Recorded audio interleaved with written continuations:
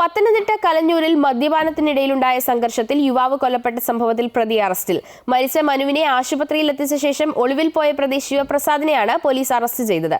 ഇന്ന് പുലർച്ചെയാണ് കൊലപാതകം നടന്നത്. പ്രതി ശിവപ്രസാദിന്റെ പറമ്പിലെ പണികൾക്കായി JCB ഡ്രൈവറായ മനുവിനെ വിളിച്ചു വരുത്തിയ ശേഷം ഇരുവരും ചേർന്ന് ശിവപ്രസാദിന്റെ വീട്ടിലിരുന്ന് മദ്യപിച്ചു.